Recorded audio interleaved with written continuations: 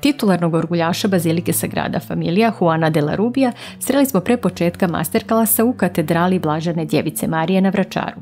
Tu se i odvijalo jubilarno 25. izdanje Međunarodnog festivala Dani orgulja u trajanju od 10 dana. Nagrađivani španski orguljaš, osim što svira, također i diriguje orkestrom i improvizuje za neme filmove. Objasnite nam vaš pristup muzici na primjeru Orkestra del Miracle.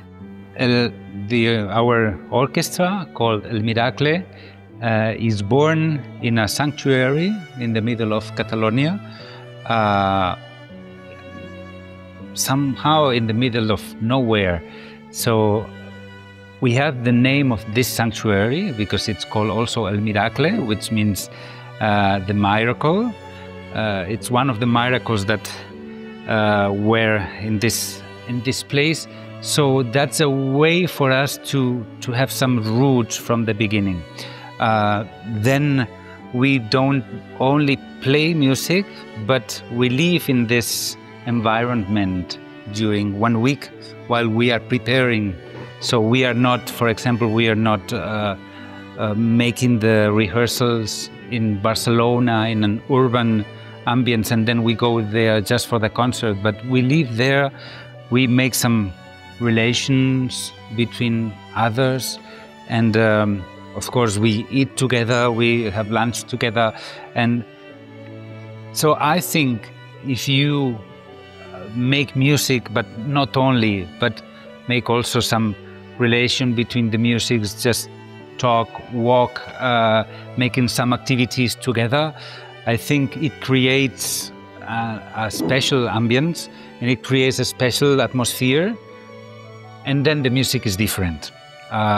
That's one of the things that we want to preserve in our orchestra because I think it's something special that then the audience can listen and can feel. Da li možete da uporedite orgulje i dirigovanje orkestrom? When an organist play an instrument like this, it's somehow like conducting an orchestra. Because you choose all the different sounds that you want. But you are not only a conductor, but also a composer, because the composer, normally he decides which instrument will play some melodies that he created. So that's what we say orchestration. So when we arrive to an instrument like this, we have to decide which kind of stops we will put for different melodies from different harmonies and different sections of the piece. So that's the most orchestral instrument. Then you are a conductor because you are the only, and you have an orchestra, which is the instrument, and you can decide a lot of things from a little place, and then many things happen far from you.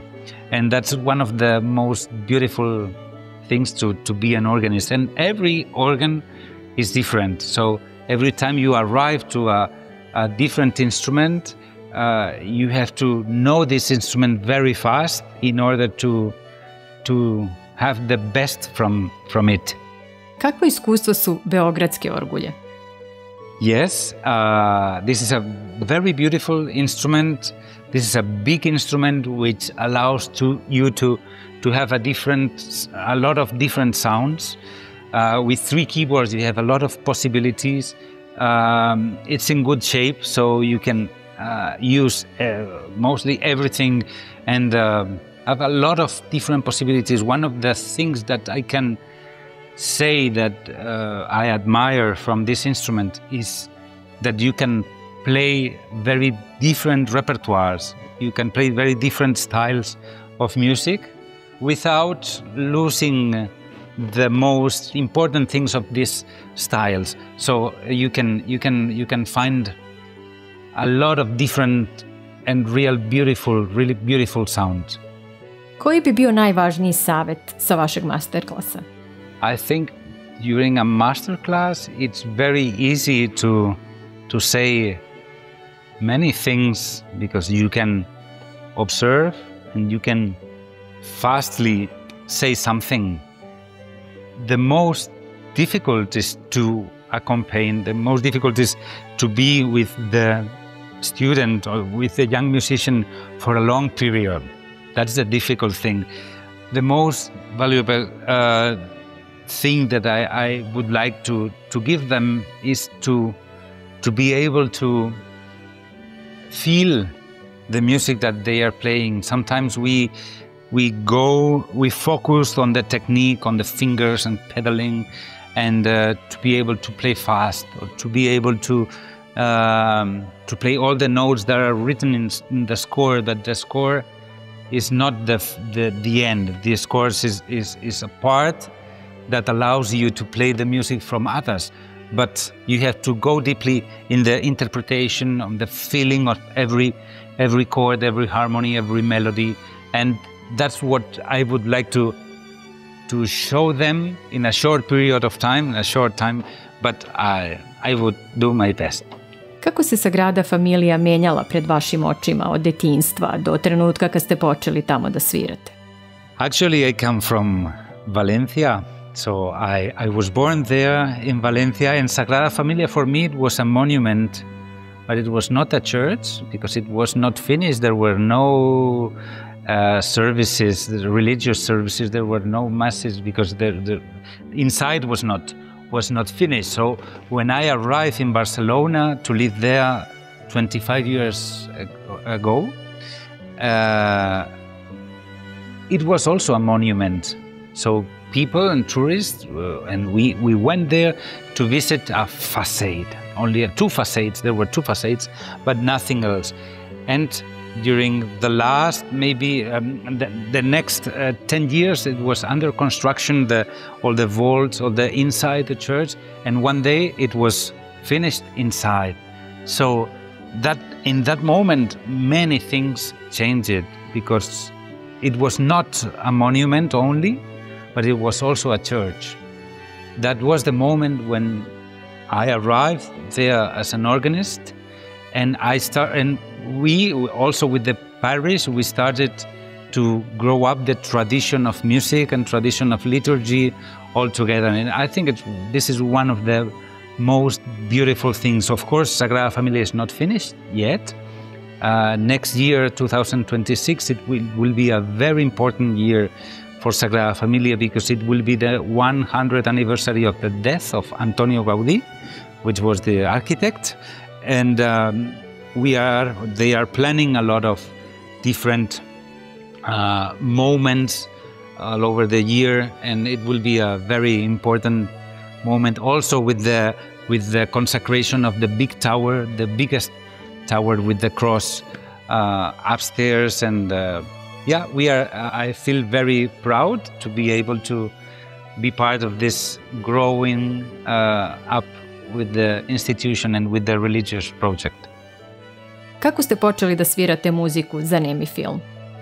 One day I saw my improvisation teacher from Berlin, Wolfgang Seifen, playing a silent film with an organ. It was Faust from Murnau. It was a very important and famous silent film.